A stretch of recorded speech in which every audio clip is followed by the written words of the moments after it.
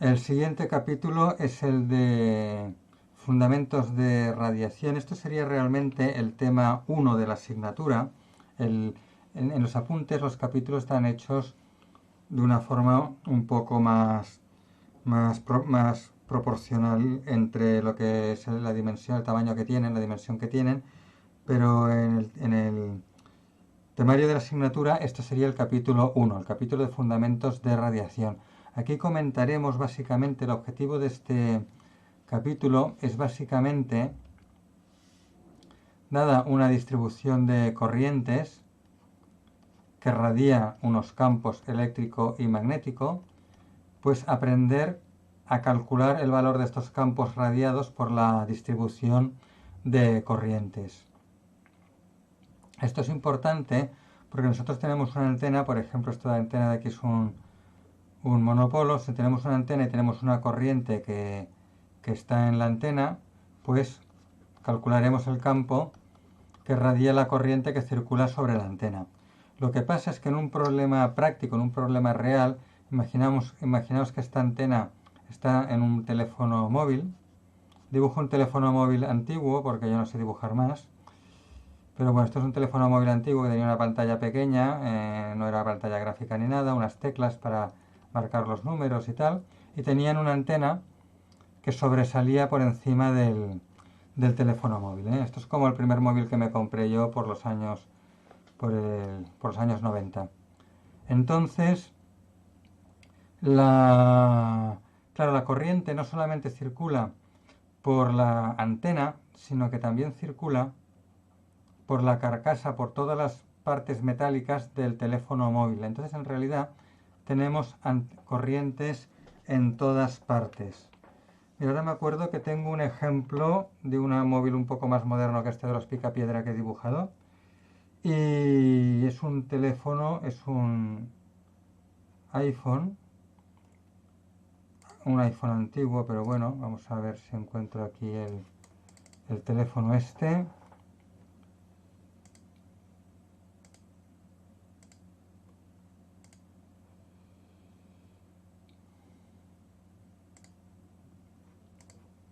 Esto está en los apuntes. Esto os lo colgaré. Ahora pues os voy a poner las corrientes sobre un teléfono real, un iPhone 4. Y lo que os voy a poner está en un PowerPoint que si no está colgado en Ateneo os lo colgaré porque es interesante.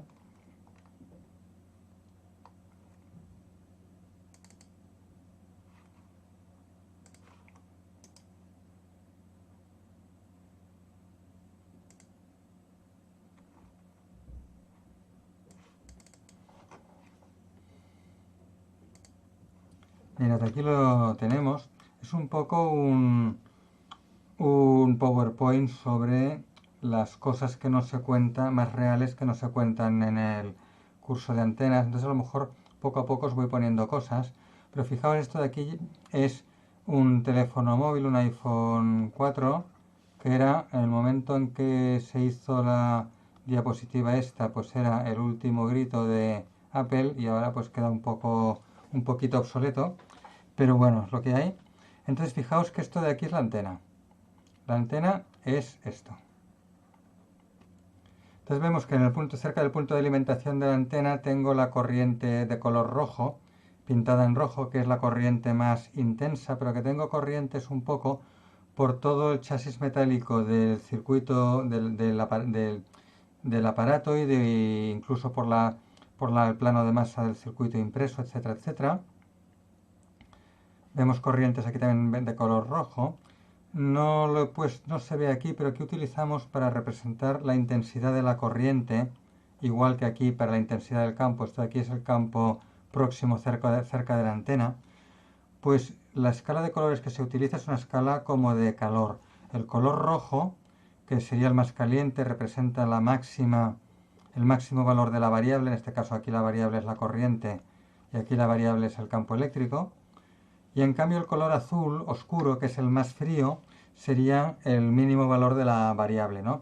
Y entre medio, empezando por abajo, el mínimo es el azul, luego vendría el cian o añil, luego vendría el verde, luego vendría el amarillo, luego el naranja y arriba de todo el máximo valor es el rojo. Mira, aquí lo podéis ver bien, la escala de colores. Desde aquí, que es el mínimo valor de la variable aquí, esta variable de aquí es la SAR, Specific Absorption Ratio, que quiere decir la tasa de absorción específica. ¿Absorción de qué? Absorción de las ondas dentro de la cabeza, que es una de las cosas que hay que calcular para poder homologar un teléfono móvil. Entonces fijaos cómo pasamos del color azul, que es el mínimo valor de la variable, en este caso la absorción en milivatios de potencia por gramo de cerebro, y va aumentando. Luego después del azul vendría el cian, luego el verde, el amarillo, el naranja y el rojo, ¿no? El rojo es el máximo valor de la variable. Pero aquí veis un poco pues para cómo se calcula con un software de simulación numérica, cómo se calcula todo. Vemos la corriente, que es lo que os estaba diciendo, que íbamos a partir de esta corriente íbamos a calcular el campo eléctrico radiado. Tenemos aquí el campo eléctrico radiado. Este aquí es un diagrama de radiación. Este aquí es un diagrama de radiación. Esto es el campo eléctrico cercano, campo próximo, near field en inglés. Esto de aquí es el coeficiente de reflexión a la entrada. No sé, repito que no me acuerdo ahora qué letra utilizáis en radiación y propagación. Una de estas dos. Y luego aquí tenemos también otro diagrama de radiación, pero esto es un diagrama teniendo en cuenta la presencia de la cabeza, teniendo en cuenta cómo distorsiona el diagrama el hecho de que esté delante tocando a la cabeza. Y esto de aquí, repito, es la absorción de las ondas electromagnéticas dentro del cerebro. Entonces esto de aquí es una cosa importante, porque si se diseña mal un teléfono móvil y produce un exceso de absorción, esto tiene que estar limitado. Obviamente es fácil de entender que esto puede ser muy perjudicial. Básicamente el primer efecto que se produce es de calentamiento, y esto es malo porque a partir de 42 grados se destruyen las proteínas, como sabéis. Entonces pues está muy limitado y muy controlado el calentamiento que se puede. Normalmente se aceptan calentamientos de 1/10 de grado en el cerebro debido a la radiación del teléfono móvil, sabiendo pues que 1/10 de grado tiene un margen de seguridad muy amplio respecto a lo que puede ser perjudicial. Obviamente con potencias muy superiores a esta, aparte de efectos de calentamiento, habrían otros efectos peores, ¿no? Pero no es el caso porque, repito, está bien controlado. Pues bueno, esto de aquí es solamente un ejemplo de lo que os decía, de que tenemos corrientes en todo el teléfono móvil. Esto de aquí, estos softwares, mira, en las prácticas de antenas, en la práctica 5 y en la práctica 6, utilizaréis software de este tipo, softwares profesionales para simulación de antenas. No analizaréis un teléfono móvil, analizaréis una antena tipo parche, mucho más sencilla, pero bueno, practicaréis un poco en obtener las corrientes, el coeficiente de reflexión, el diagrama de radiación, etcétera, para una antena real. Pero bueno, volvemos a donde estábamos aquí. Entonces estaba diciendo esto, que teníamos una antena que circula sobre la superficie del teléfono móvil. Entonces, claro, el problema está que nosotros no sabemos cuál es esta corriente, porque si supiéramos cuál es esta corriente, aplicamos las fórmulas que voy a deducir ahora enseguida, y con estas fórmulas pues yo fácilmente calculo, dada la corriente, pues calculo el campo radiado por ella. Pero el problema es que yo no sé cuáles son estas corrientes. Fijaos que cuando os he enseñado antes el análisis de un teléfono móvil, de un iPhone, con un software de simulación, pues claro, he tenido que utilizar un software de simulación para obtener estas corrientes, porque yo no sabía cuáles eran. Entonces, ¿qué es lo que vamos a hacer? Pues a lo largo de este curso cogeremos tipos de antenas sencillos, como un simple dipolo alimentado con un generador, tipos de antenas muy sencillos, como este y otros que veremos más adelante. Entonces veremos que para estos tipos de antenas sencillos existen aproximaciones analíticas que simplemente por criterios lógicos y porque heurísticamente se ha comprobado que coinciden con la corriente que uno puede medir, la corriente que hay realmente sobre la antena. Entonces veremos que para este tipo de antenas sencillas, veremos que hay aproximaciones muy simples para la corriente que tenemos en la antena. Vamos a poner aquí para que se vea un poco más en azul. Para la corriente que tenemos en la antena, tenemos aproximaciones muy sencillas. Y entonces a lo largo del curso nos basaremos en esto. Y son aproximaciones que si luego calculamos, de hecho esto lo haréis con MATLAB. Con MATLAB, para esta antena, para el dipolo, en las prácticas de antenas que haréis con MATLAB, escribiréis vosotros un programa que en el fondo va a ser una forma muy simplificada de un método numérico habitual, que es el método de los momentos, un cálculo numérico muy simplificado haréis y obtendréis numéricamente esta corriente. Y comprobaréis cuando dibujéis la gráfica, comprobaréis que es aproximadamente sinusoidal, tal como tiene que serlo en teoría. Le veréis que la fórmula está aproximada, que os daré dentro de pocos capítulos, dentro de unas cuantas clases. Os daré una fórmula aproximada para esta corriente, que es una corriente sinusoidal, y veréis que cuando la calculéis numéricamente, pues el cálculo numérico se aproxima mucho a la aproximación esta tan sencilla. Entonces nosotros lo que haremos en el curso de antenas es esto. Nosotros en una antena compleja como la que está encima de un teléfono móvil, donde como os he enseñado antes en la diapositiva, todo, como os he enseñado antes, os lo he enseñado aquí. Aquí veis que todo el teléfono móvil es antena, porque hay corrientes por todo el teléfono móvil, excepto obviamente las partes de plástico, me refiero por todas las partes metálicas del teléfono móvil. Entonces, claro, en este caso nosotros no nos queda más remedio que ir al software de simulación sí o sí, porque no podemos hacer a mano ninguna aproximación sencilla. Pero para muchas antenas simples podemos hacer aproximaciones fáciles. Entonces nosotros, con estas aproximaciones sencillas, tendremos la corriente. Tendremos el valor de la corriente que metemos en las ecuaciones de Maxwell, y resolviendo estas ecuaciones de Maxwell obtendremos los campos eléctricos y magnético radiados por esta corriente. Veréis que en las ecuaciones de Maxwell, aparte de salir la corriente, también aparece la carga en la ley de Gauss del campo eléctrico. También aparece la carga, no hay problema. La carga está relacionada con la corriente a través de la ecuación de continuidad. Esta ecuación de continuidad me permite calcular la carga en régimen permanente senoidal, esto va con signo menos, a partir de la divergencia de la corriente. Por tanto, en general, yo solo defino la corriente y una vez tengo definida la corriente, calculo la carga a través de la divergencia de la corriente. Y esto es así porque, a diferencia de lo que sucede en electrostática, en electrodinámica, el principio de conservación de la carga me lleva a la ecuación de continuidad y me relaciona las dos variables, carga y corriente. Van íntimamente ligadas. La carga y la corriente son variaciones armónicas, ambas, y están desfasadas 90 grados. Esta J es un desfase de 90 grados. La carga con la divergencia de la corriente están desfasadas 90 grados, y las amplitudes de las oscilaciones relacionadas de esta manera, ¿no?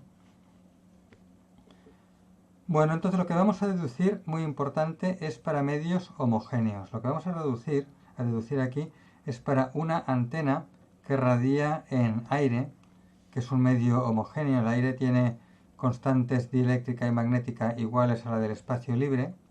Vamos a suponer que la antena radia en aire y que tiene el aire pues las constantes del vacío. Entonces aquí es aire, lo que también se llama espacio libre. También hablaré mucho de la radiación en espacio libre. Espacio libre, esto quiere decir que aquí no vamos a tener en cuenta la reflexión de las ondas que produce la antena en cosas que estén por el espacio en presencia de la antena. No vamos a tener en cuenta, por ejemplo, si la onda radiada se refleja en edificios, se refleja en lo que sea, ¿no? O está perturbada por otra antena que esté cerca de la antena que radia. de cara a obtener las ecuaciones, vamos a hacerlo en lo que se llama espacio libre, es decir, está la antena sola en un espacio infinito, que es aire y que por tanto tiene las constantes dieléctricas del vacío.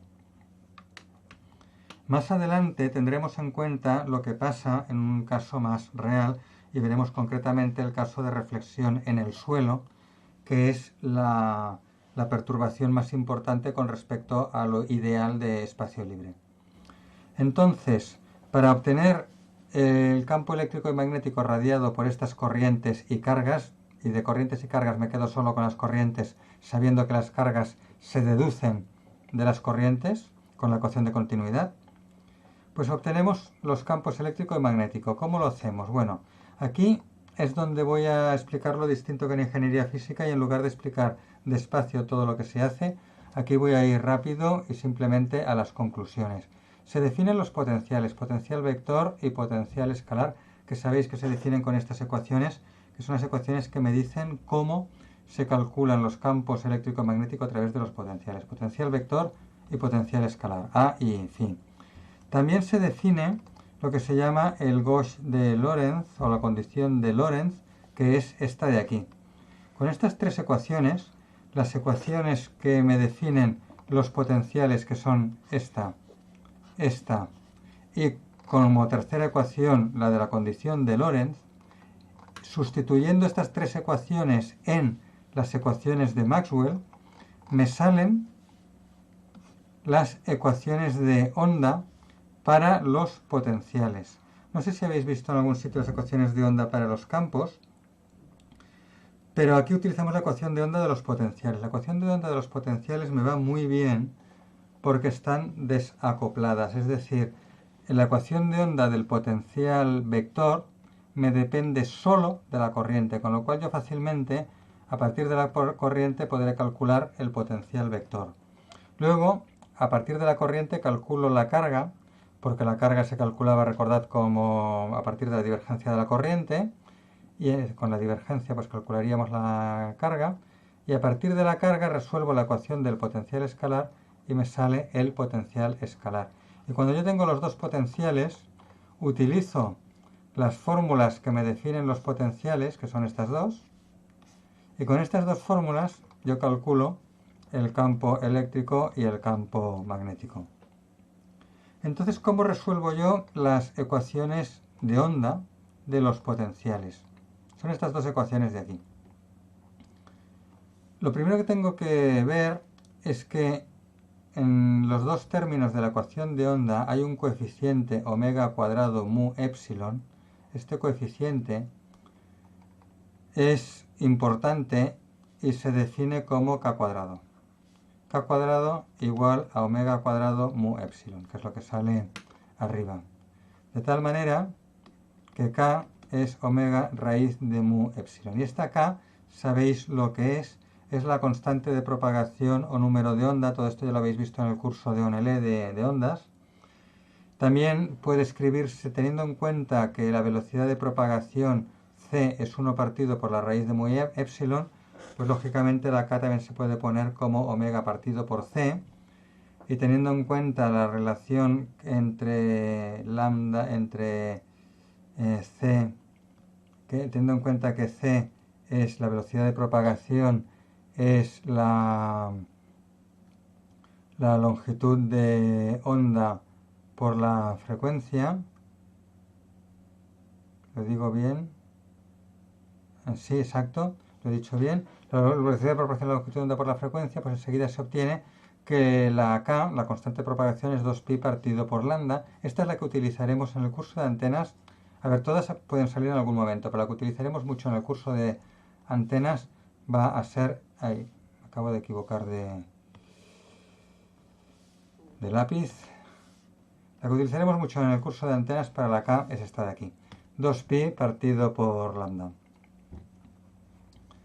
Bueno, entonces tenemos ahora una ecuación de onda ya definida con la k cuadrado, que es la forma habitual como tenemos escrita en general, habitualmente en general la ecuación de onda. Entonces, como a partir de la corriente y de la carga, donde la carga se deduce de la corriente de la forma que he dicho antes, a partir de la corriente y de la carga, cómo despejamos aquí los potenciales vector y escalar. Pues utilizamos el concepto de respuesta impulsional. Esto de aquí es un sistema lineal, es decir, si yo tengo doble corriente, tendré doble potencial. Si tengo doble carga, doble potencial. Si tengo la corriente es la suma de dos corrientes, J1 y J2, pues el potencial será la suma de los dos potenciales, el debido a J1 y el potencial debido a J2.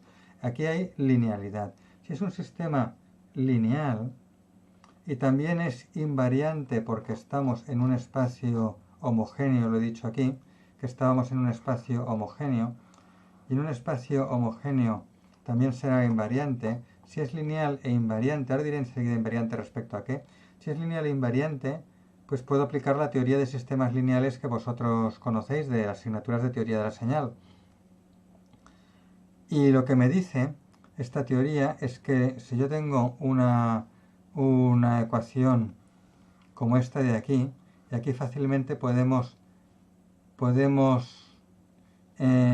identificar la incógnita U con el potencial y el término independiente F lo podemos identificar con las fuentes, sea carga o sea corriente, y el operador L lo podemos identificar con la ecuación de onda laplaciana más K cuadrado. Entonces aquí sabemos que para un sistema lineal la incógnita o salida es la convolución de la respuesta impulsional, la convolución de la respuesta impulsional con la entrada. Esto de aquí se obtiene pues fácilmente. La demostración la tenéis aquí abajo, pero os la han hecho ya seguro en matemáticas y en teoría de la señal. Y básicamente lo que me dice esto de la convolución es que yo tengo una entrada que es F, que es el término independiente. Esta F es el término independiente o entrada. ¿Cuál es la salida? Pues la convolución entre la respuesta impulsional H, U es igual a H convolucionado con la entrada, ¿no? H es la respuesta impulsional. ¿Cómo se define la respuesta impulsional? La respuesta impulsional se define como la salida que yo tengo cuando la entrada es un impulso. Aquí, por convenio, se pone un signo menos, y por convenio también a la respuesta impulsional no se le llama H como en sistemas lineales, sino que se le llama G. Entonces, nuestra respuesta impulsional se le llama G. Entonces, fijaos que la teoría de sistemas lineales lo tenéis todo, en sistemas lineales lo tenéis todo función de t. Pero aquí no es función de t, porque la variación con t ya sabemos cuál es una variación sinusoidal armónica. Nuestras ecuaciones no son función de t, sino que son función de r vector. Todas las ecuaciones, aquí todo es función de r vector. Entonces nuestra variable es r vector, no es t. Por tanto, aquí he puesto, por este motivo, he puesto r vector. Cuando he puesto las convoluciones, son convoluciones con r vector. Vosotros estáis acostumbrados a verlo de esta manera. Convolución de h de t con la entrada f de t menos t', diferencial de t', ¿no? Aquí sería prima también. Bueno, normalmente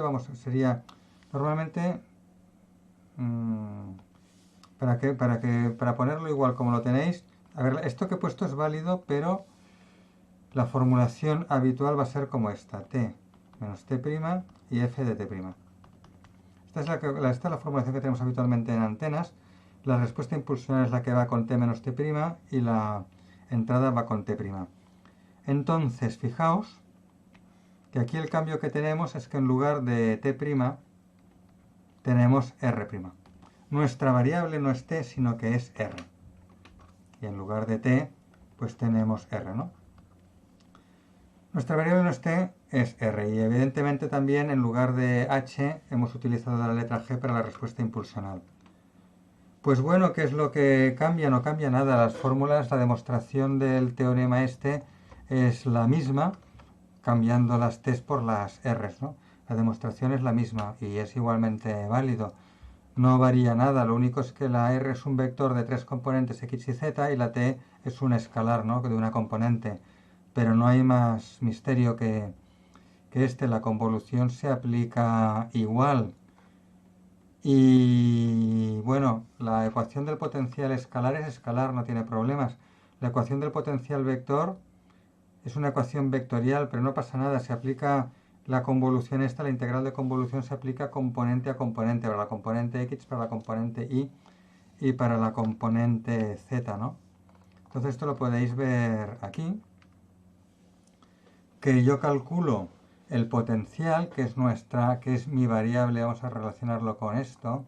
Mi variable u es el potencial, mi incógnita u es el potencial. Entonces el potencial lo calculo como la convolución, fijaos que esto es una integral de convolución, de las fuentes, que son la carga o la corriente, según en qué ecuación esté, con la respuesta impulsional, que es g.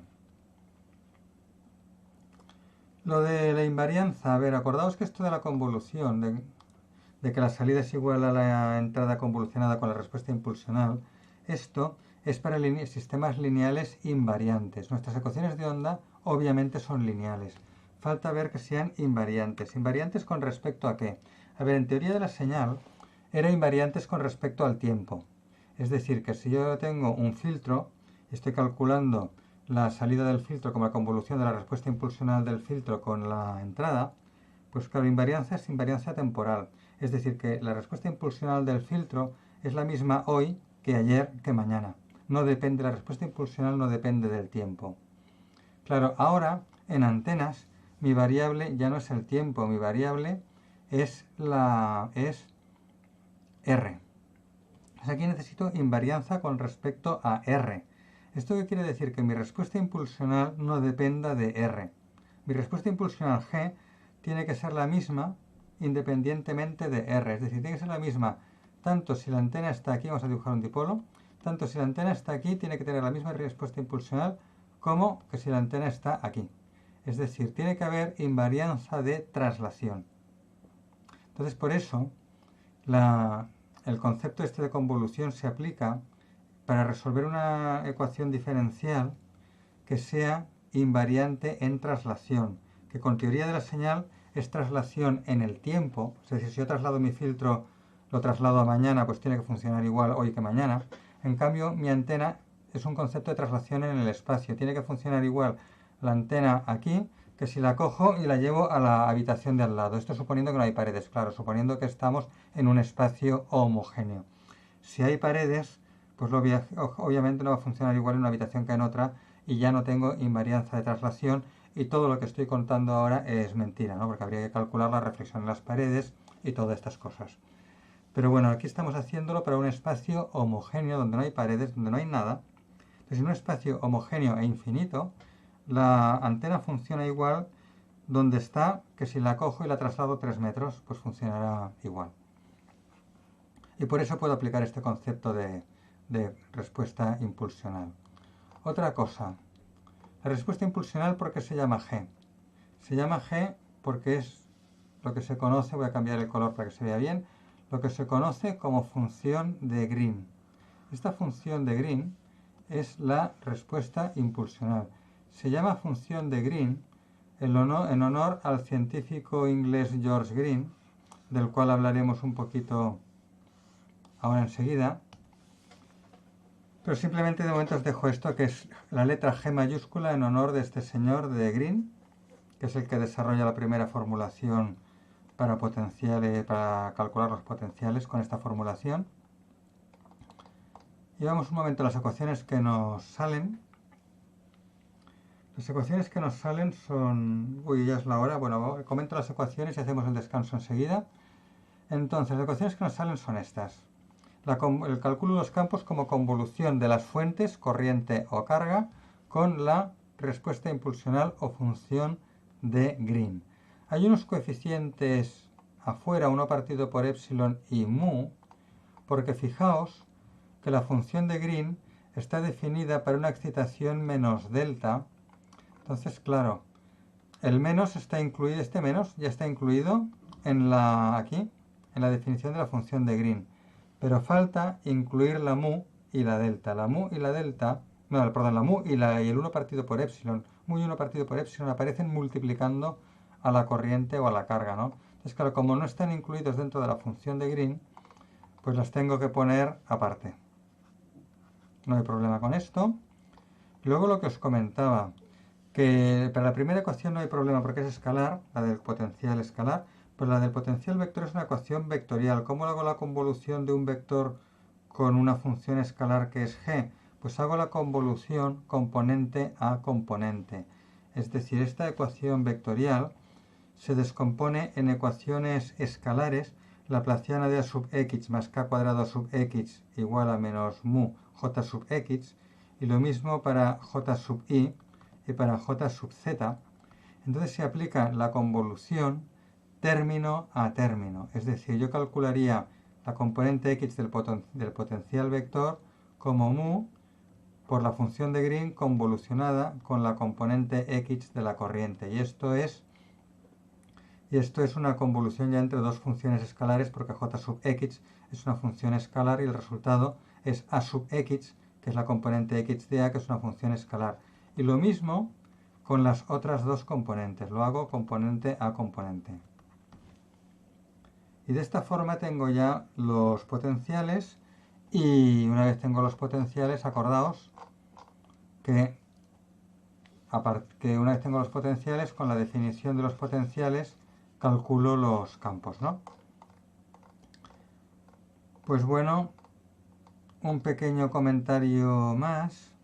Si observamos la fórmula, y ahora un pequeño comentario porque ahora es un comentario de la misma fórmula, sí, y hacemos el descanso. Si observamos esta fórmula, también hemos empezado casi 5 o 10 minutos más tarde por culpa de que tenía que estar admitiendo a todo el mundo. A ver si el próximo día podéis entrar sin que os tenga que admitir directamente. A ver, fijaos esta ecuación. Aquí en esta ecuación salen R' y R's. R' es la variable de integración y desaparece al integrar. Y R es la variable de la función resultante, que en la integral es un parámetro de la integral. Entonces, como R es la variable de la función resultante, es la variable del potencial. R es la variable del punto de observación. R es la variable que me define el punto de observación. Punto de observación o punto de campo.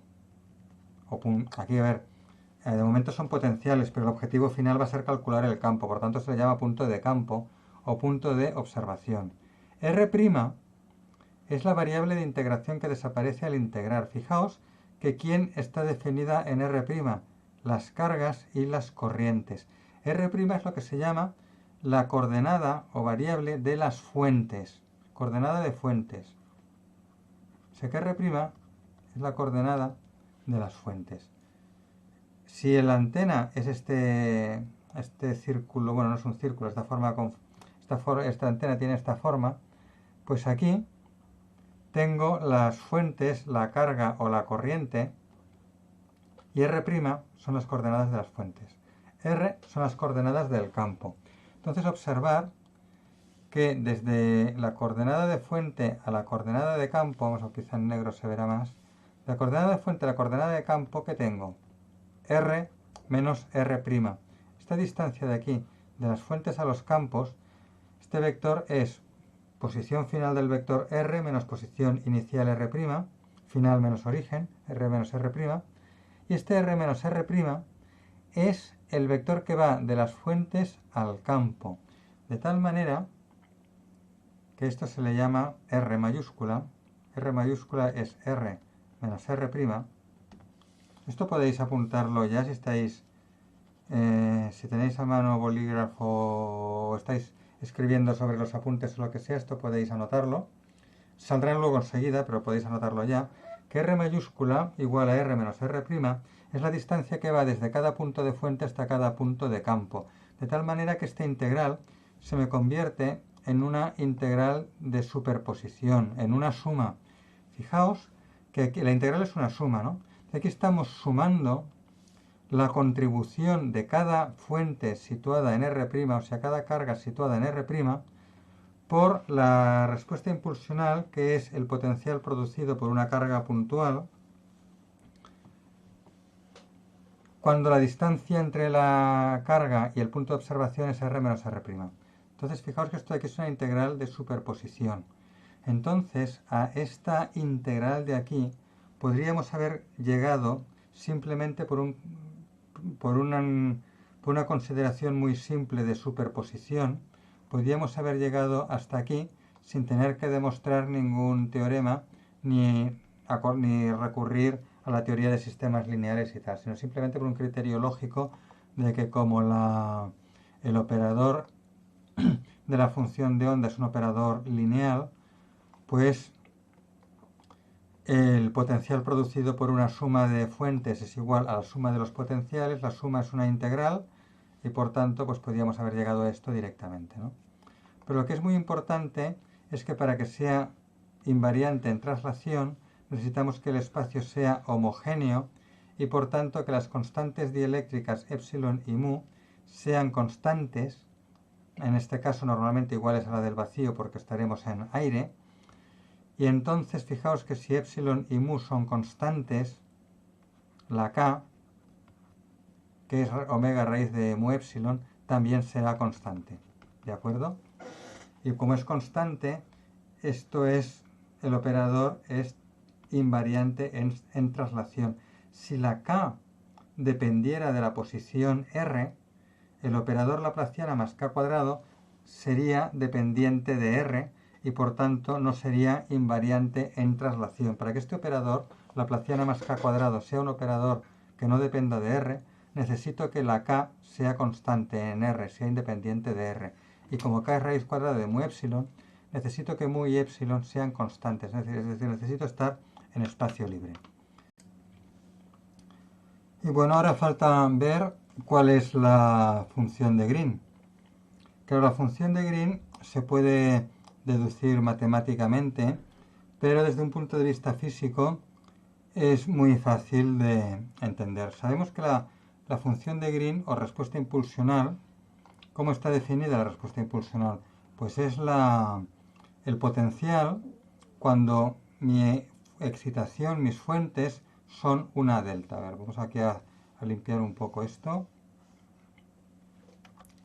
La función de Green es la excitación el potencial cuando la excitación es una delta. Hay un cambio de signo, pero esto es irrelevante, es una delta. ¿Y una delta qué quiere decir? Pues una carga o una corriente puntual. Es decir, sería, en el caso del potencial escalar, el potencial producido por una carga puntual. Entonces nosotros sabemos de electrostática, en estática, sabemos que el potencial de una carga puntual es este de aquí. Falta la epsilon. A ver, sabéis que es 1 partido por 4 pi epsilon r. Falta la epsilon. Pero acordaos que la epsilon la añadimos después. La epsilon no está incluida en la g porque la g se ha definido sin la epsilon. Con objeto de que la g, la respuesta impulsional, me funcione igual para cargas que para corrientes, pues la epsilon y la mu, que son el parámetro distinto que hay entre cargas y corrientes, entre las dos ecuaciones, pues se ha dejado fuera de la g, ¿no?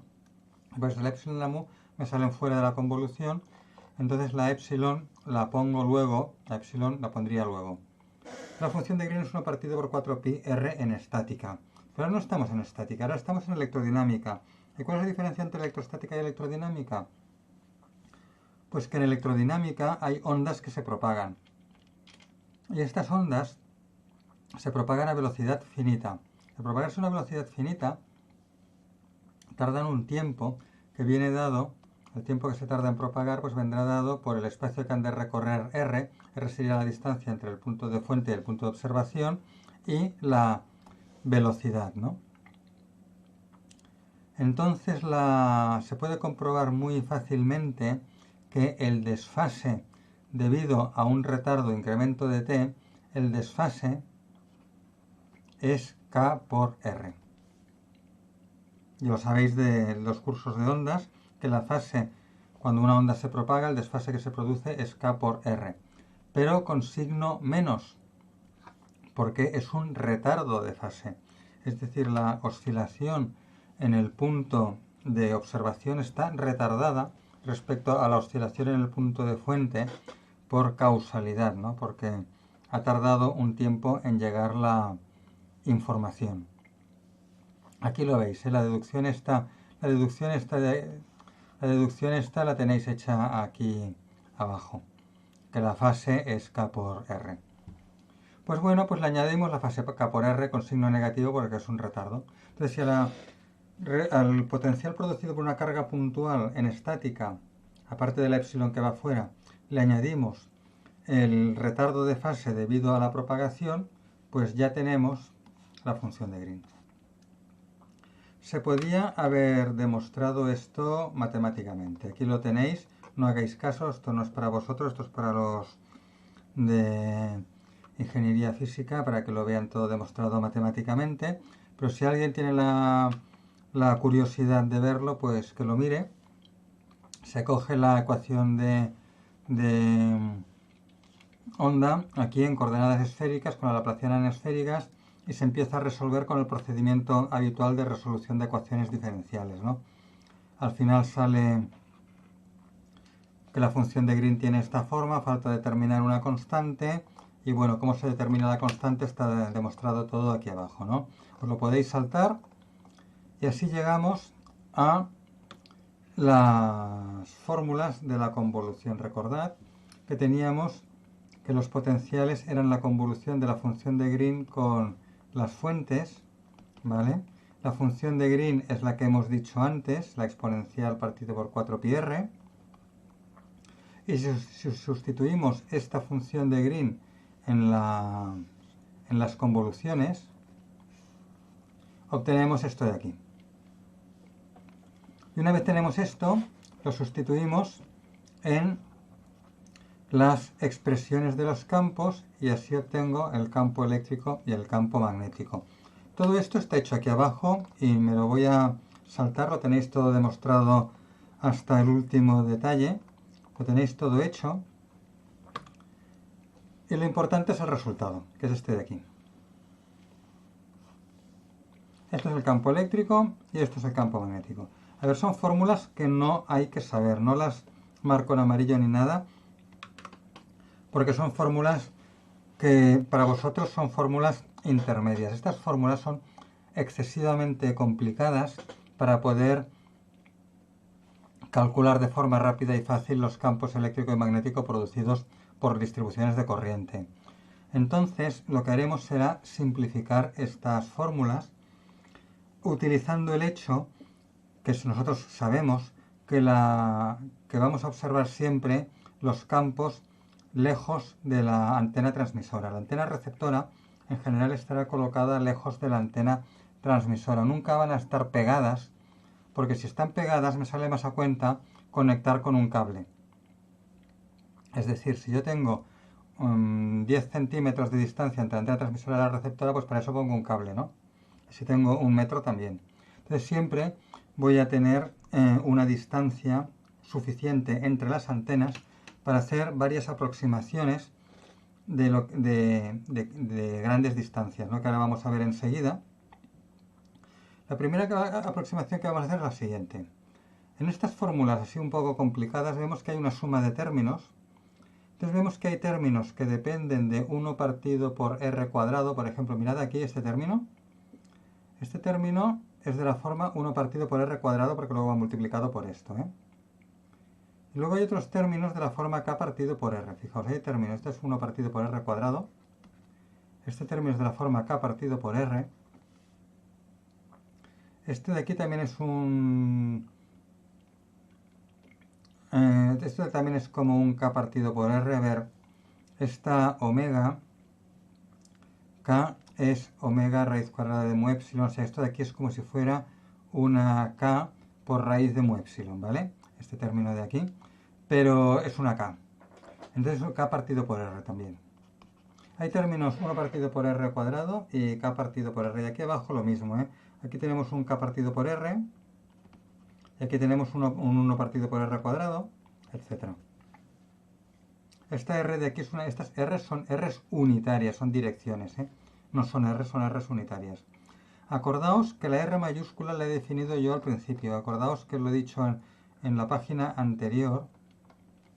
En la página anterior os la he dicho, lo que era la R mayúscula, R menos R', lo he dicho, recordadlo, lo he dicho aquí. ¿Os acordáis? Esta R mayúscula va a salir mucho porque me permite abreviar la notación. Ya veis que es un poco engorroso estar poniendo todo el rato R menos R' y la R mayúscula me ayuda mucho a simplificar la notación. Pues bueno, así hemos obtenido estas funciones donde tenemos la R mayúscula. Recordad esto, R mayúscula vector es igual a R menos R' y R mayúscula escalar es el módulo de R mayúscula vector. Vamos a poner el módulo de R mayúscula vector igual a módulo de R menos R'. Entonces, tenemos términos 1 partido por R cuadrado y K partido por R. Entonces, claro, está claro que los términos 1 partido por R cuadrado tienden a 0 para una distancia grande. Entonces, para una distancia grande, los términos que me quedan son los términos K partido por R. Y son lo que se llaman el campo radiado. Es el campo radiado porque es el campo que existe a grandes distancias de la antena debido al fenómeno de radiación.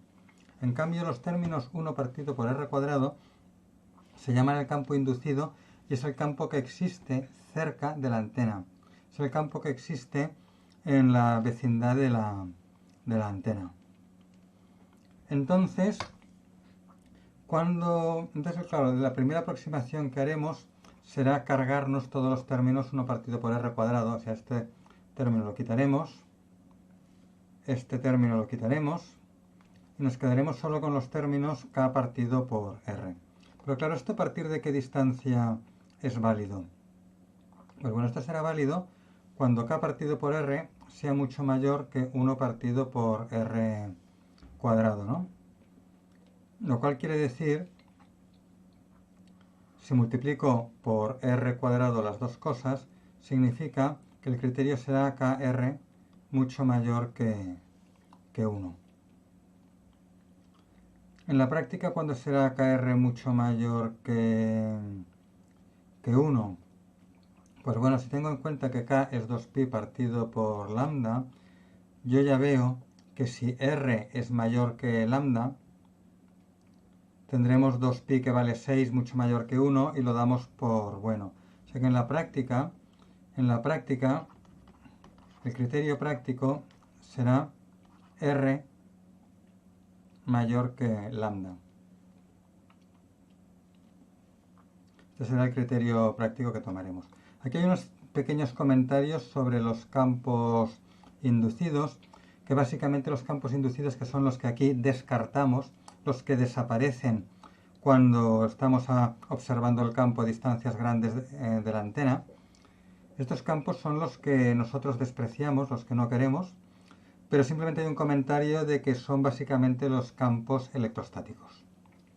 Los campos electrostáticos con una variación armónica senoidal y un pequeño retardo y tal, pero bueno, son los campos electrostáticos. Esto de aquí os sonará esto. Si quitamos esta fase de aquí, esto de aquí es la ley de Coulomb de electrostática. Si quitamos esta fase, esto es la ley de Biot-Savart de magnetostática. Entonces, esta fase la podemos quitar porque como hemos dicho que KR es mucho menor que 1 en este caso, perdón, si cuando KR es mucho menor que 1, es decir, cuando existen estos términos, la exponencial vale 1, ¿no? Y desaparece. Pero bueno, nos olvidamos de esto, era solamente un comentario adicional, y nos quedamos con la aproximación de campos radiados. Es decir, aquí hemos tomado solamente los campos que varían son los términos K partido por R. Estos términos K partido por R son los campos radiados y nuestra aproximación es esta. Nuestra aproximación es que el campo lo aproximamos con el campo radiado. Esto es lo que se conoce también como región de campo radiado. Y el criterio que decía antes es que R tiene que ser mayor que lambda. Para ser estrictos sería R mucho mayor que lambda. Pero bueno, aquí no somos matemáticos, somos ingenieros, y con que sea R mayor que lambda, acordaos que hay un factor 2pi, me queda que R vale 6, que es mucho mayor que 1, y bueno, ya lo damos por bueno, ¿no?